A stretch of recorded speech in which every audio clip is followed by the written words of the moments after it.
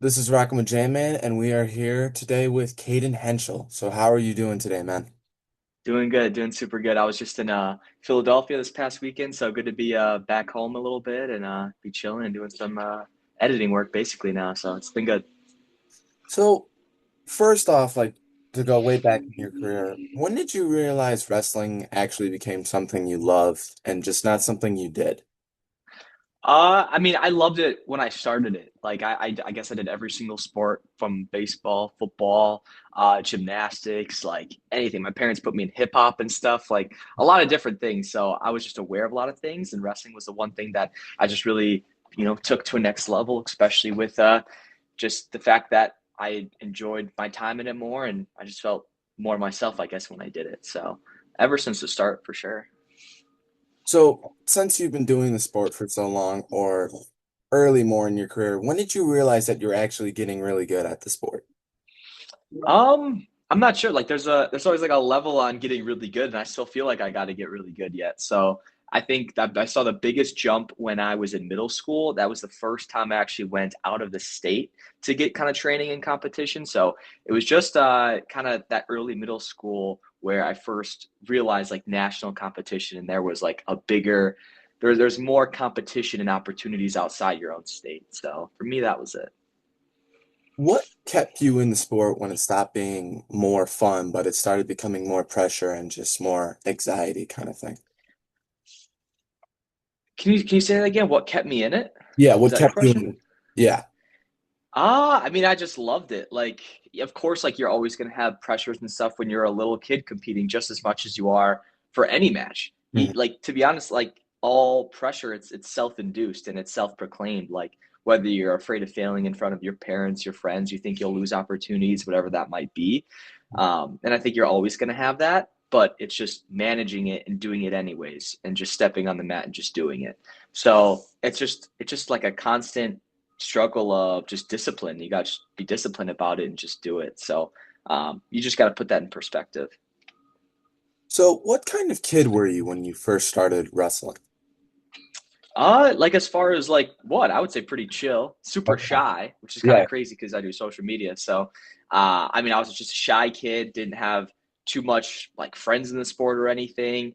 I mean, active for sure. I was never like a stud kid like in high school. Like, I think but my best I got was third in the state, in eighth grade. And then other than that, it was, wasn't like I was a multiple time state champ like a bunch of some of the kids at like a club I would train at. So I didn't have that early on success. But um, yeah. Did you have a coach or moment that changed everything for you? I mean, I would say just my dad has been like my dad and grandpa were like my lifelong coaches, basically. Especially up until I got to college, like from youth through high school, like they were like my main coaches and everything. Of course, I did club and stuff, and each one of my coaches played a certain role, and there's different moments within it. But both of them just kind of shaped who I am for sure. At what point did wrestling stop being a sport and started becoming more of a lifestyle for you? I mean, ever since like I kind of just started the social media, just knowing like, hey, I could probably do this for a career, and then I just like kind of took it way more serious, devoted myself a lot more time to it, and especially just when I sit down and actually think about where do I want to be, not necessarily just letting life happen, but me making something happen from my life. That's when I figured out that I'm like, I really got to take this more serious and start working out a plan and just doing what I can. Now, obviously, wrestling is a team sport, but when you're on the mat during a duel or anything like that, it's just you out there I mean, your teammates can be in your corner, but they can't wrestle for you. How does that shape your mindset? I mean, every wrestler clearly has that same facet. I guess I haven't even played much of a team sport in, probably almost a decade. So it's like almost all I know. So it's like I guess hard to relate for those who do team sports, but just to know that like I think we take a more accountable approach to things where we don't blame as many circumstances as maybe it'd be easier to blame in team sport circumstances. So just knowing that whatever situation I'm in, that I can get through it and I can get better. There's a quote that says, "Don't get bitter, just get better." So I think wrestling kind of provides that insight. Now, do you think wrestling is a sport that some people just aren't built for mentally, even if they're talented? No, no, I think wrestling is for everyone for sure. Like, of course, like when it comes to like mental stuff and even like physical, like everyone has their strengths and weaknesses, and everyone can get better because it's just a gigantic spectrum. So, I mean, wrestling is, I think, of any sport in the world, wrestling you can wrestle. Like you can't like there's whether whether you're ethnicity or whether you're wealthy or you're poor, or you can have arms or no legs or whatever it is, like, and you can still wrestle. Like there's been guys to come out of Wisconsin. This guy had no arms, no legs, and he can still wrestle. He can't play soccer or basketball, but wrestling provides that outlet that it's just so pure and so special in that sense. What separates a state champion wrestler from just a good wrestler? uh I mean, it's I think it's just like habitual. Like it's honestly the habits. Everyone wants to be a state champ, but the biggest deciding factor is what they do on a day-to-day basis, and that's over a continued period of time. It took me, what was it, 12 years to get my first like folk style state title. Mm. So I think it takes time, and it takes energy, of course, as we all know, and it takes sacrifice, and it's trusting the process. You might not ever win, you might not ever come out on top, but that doesn't make you a bad wrestler if you don't win state. I think a lot of when luck meets opportunity and you can go out there and perform and you do it, that's sweet. Be honest, at any point in your career, did you ever think about quitting? I think everyone thinks about, like, even when they get into tough practices, they think of like quitting. Like, I can just stay down. I don't have to get back up. You're gonna have those moments. It's that whole discipline thing of like you never fully arrive at a point where you've made it. Like truly, like every day, you still have to wake up and get out of bed or train and go to a match. And if you fail, then you get back up, and you're always gonna have these things in your head. There was a moment. It was after my second year in college, and it was like my back-to-back year of just having a negative record after having a great high school career, and I just didn't it was hard to see a way through it with doing content and still competing, and it was just like it's frustrating. But then just trusting the process, knowing God's plan, and just did the best I could, and then had a great more couple of years. So would you say in your career, especially when you were like in college, do you think you would suffer from imposter syndrome ever? Yeah, like even especially when I go to like RAF events, like when you're walking around and like you see like Olympic champs, world medalists, and there's so many different uh different interesting groups of people all combined under one roof, and it's like, man, like, do I deserve to be here? Like, do I belong? So I think there of course is something to said about you don't necessarily have to listen to yourself, but you have to talk to yourself. You have to be that voice in your head versus that voice in your head controlling you. So of course, like I think everyone's going to get that at some point, and even for those guys that are at that level, like they can still feel like they could be undeserving of it. Um, but that's what I got to say about that.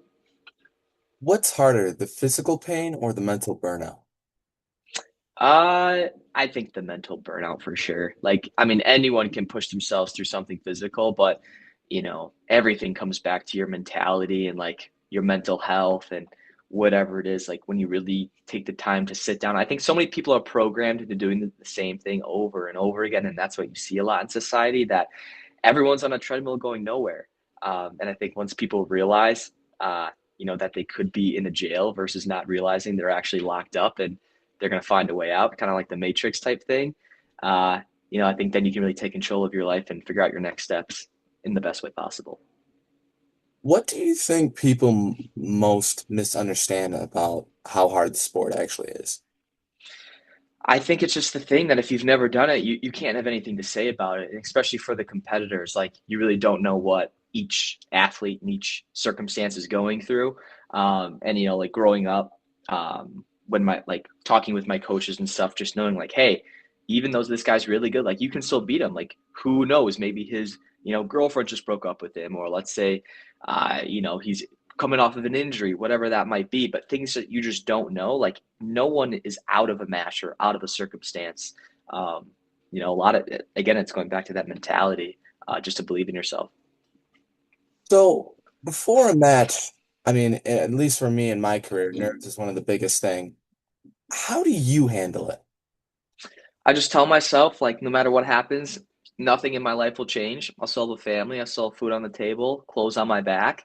I think about just the opportunity I get. Like, my country is not in a war, and I don't have to be afraid of a famine or anything. Like, I live a pretty good life just being able to, if losing a wrestling match is the worst thing to happen for the day, that's a pretty good life to live. So I put that in perspective for myself.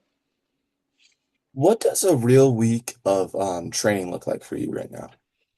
So right now, I'm taking a week off, Yeah. just to like relax and stuff like that. But I mean, clearly it's going to, practice a couple times a week, lifting a couple times.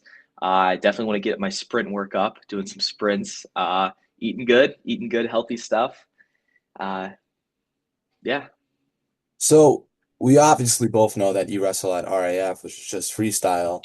Do you ever miss wrestling folk style and do you ever still like try to practice it? Or do you just like freestyle that much better? Yeah, like whatever practice room I'm in, like if they're wrestling folk style, it's not like there's too much of a difference, especially neutral. Like there's really no difference. It's just the scoring. So it's not necessarily a thing like I miss because I don't miss, let's say, getting off a bottom and whatnot because that's just that's tough. But it's just wrestling's wrestling. So no, I don't really miss any facet of it because I feel like I'm still in it. How many hours are you actually training when you're preparing for a match? So, when you go in the room, it's probably hour to sometimes two, but that's like pretty rare occurrence. So, if you're thinking, let's say 4 to 5 times a week, maybe if you go twice a day, um, probably 5 to 8 hours on the mat. Mhm. And yeah, maybe 4 hours lifting slash other cardio stuff or other workout stuff. So obviously right now for me it's off season and that's almost for everybody. I'm trying to spend about 5 hours a day right now between other sports like lacrosse that I play with wrestling and lifting. From your perspective, how important is that kind of volume if someone wants to reach a high level?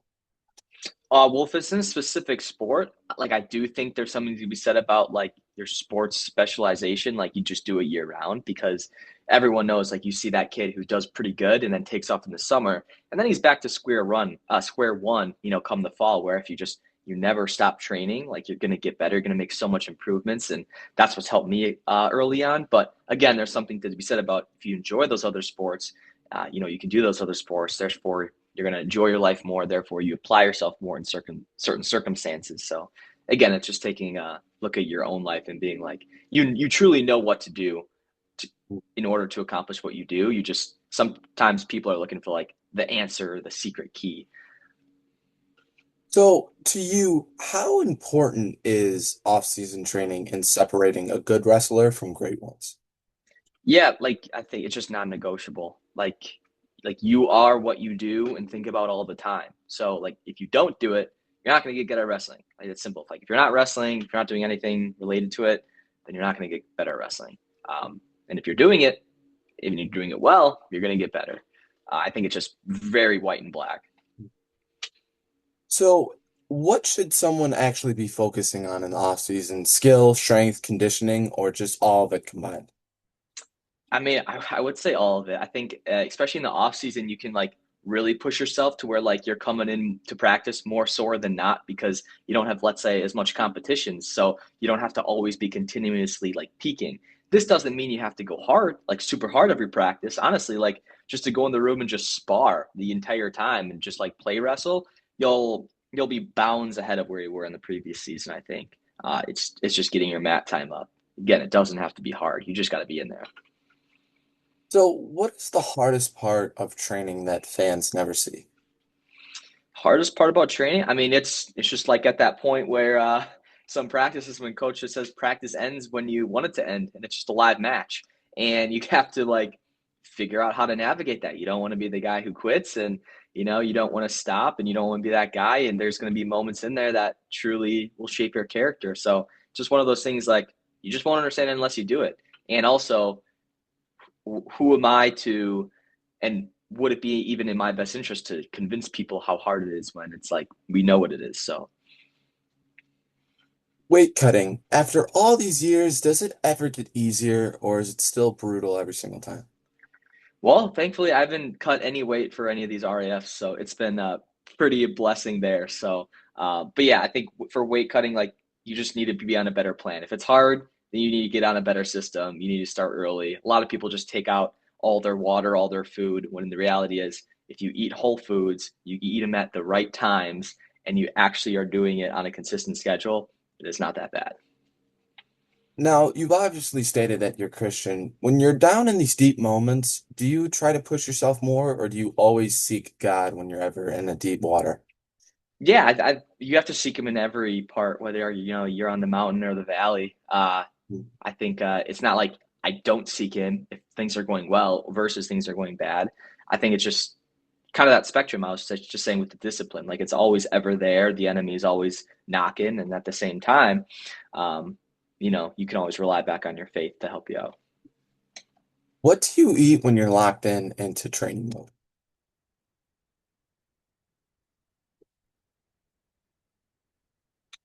Cut out.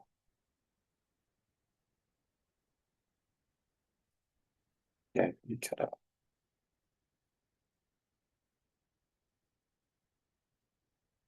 It's good. It's okay. He'll get back. It takes like probably a minute. That's a crazy laying out though.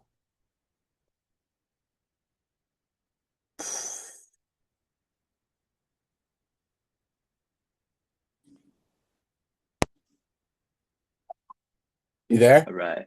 Yep. All right, sorry, I lost you there. All good. So, what do you eat when you're locked in on training mode?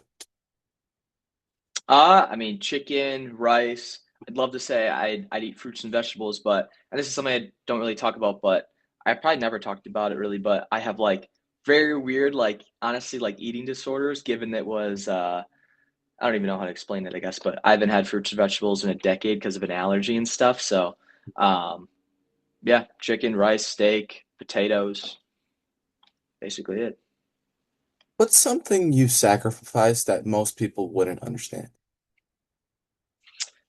Um, that people wouldn't understand. I don't know. I think everyone lives a very similar human experience if they want, and they realize like, hey, if if they're going to the bars drinking or just partying or hanging out with a lot of people, like I keep my circle is very very small. So a lot of people cast wide nets, and I know what I want. A lot of people are trying to figure out what they want, and they think more is the answer, where it's not. So um, I don't even know if there's a way to explain for them to not understand. So, CH Gear has obviously grown into one of the biggest things in the country right now, wrestling brands. When did you realize that it was becoming bigger than just merch?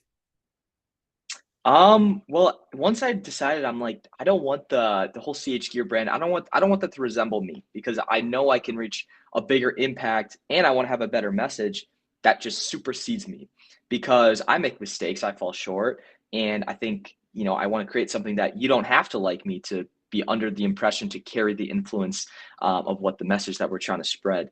And once kind of like we kind of decided on that and we are basically our main goal, like within our company, is to make better products for the wrestlers in the wrestling world.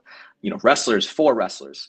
And once we decided that and we saw the community support of it, it was all pedal to the metal from there. Where did the idea come from for the zipper and Velcro sneakers? So I had my favorite wrestling shoe ever was the A6 Omniflex, and I love that shoe. It had a zipper, and I'm like, dude, we gotta have it, especially because I knew that even for kids, like I remember, walking in youth tournaments, and no kid could tie their shoe. I remember getting in there when I first started wrestling. I couldn't tie my shoe, but I'm like, this could be just a whole market in itself just for the kids, let alone me, because I just enjoy wearing them. But and we don't even have necessarily youth shoes. Our lowest size is two. Um, but there's definitely like untapped market to get, and it was just a super cool concept. And yeah, So I have gotten the black and yellow pair, and each time I would go to my matches, tournaments, people would always come up to me and always just tell me how cool they are, or even some actually bought them after seeing them. Now, sweet. was that what you were expecting in a real life reaction when you designed them? No, I thought people would kind of hate them. No, just no, like of course, like I think they're sweet shoes. Like they're so recognizable. There's nothing really like it right now that you can get. So like that helps it for sure, by all means. And I think some of the more stuff we're making, I think people are gonna, go crazy for. So it's been fun. Now, those feels no, no, sorry. That was whoa. Those shoes feel like a conversation starter everywhere. Do you think that's what's part that makes CH gear different from just a regular wrestling merch? Yeah, like I definitely like conversation starters. I think that's one thing that once we really start, because we're so babies. Like we're only started a year and a half ago. Like once like because everything basically is just the logo representation. We haven't even dived into any graphics or much more in depth like with our athletes that we have. And so there's definitely just so much more we can do that conversation starters is just a byproduct of what we can do. Be honest, do you ever think wrestling or just a brand, like a wrestling brand like yours, for example, could turn into something where people wear casually outside of the sport? Yeah, totally. Like we're making even we have three different styles of shoes, i.e. like a regular shoe, performance shoe, and then just a regular trainer shoe, with like, performance insole, like carbon plate, super cool stuff that we want to like super send the sport with. But of course, we want to take over the wrestling world and make stuff for wrestlers, but for kids, for their parents, for referees, anyone involved, I think it's going to supersede it. So it's exciting. Now, I have a favor to ask. For next season, can I please get a fresh pair of shoes? Please. Sure, we'll hook you up. All right, thanks, dude. I don't I'll mean to send you a sound like a code. beggar, but thank you. Mhm. So, what's coming next for the sneaker side? Are we expecting new designs or even upgrades on the way? Yeah, I mean, we have a whole new model with that's taking off the zipper, so similar to like the classic XCOs that everyone loves from Asics. But I have the you could probably see them back there. Yeah. There's a couple unreleased colors back there. I'll be releasing throughout the week. But yeah, no, it's super cool. I really am excited for this drop. So, you've been around wrestling culture for a while now. What's next for you personally in the wrestling world? I mean, honestly, just looking at content opportunities, I got a bunch of camps lined up.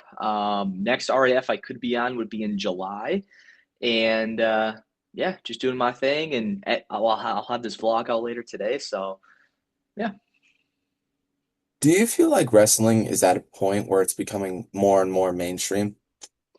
yeah. I mean, I think RAF is like the number one helper of that because it's bridging the gap of getting outside wrestling fans. Like people love college wrestling, but it's all wrestlers. But what RAF is kind of doing, it's kind of bridging multiple facets of people back to wrestling. So it's been cool.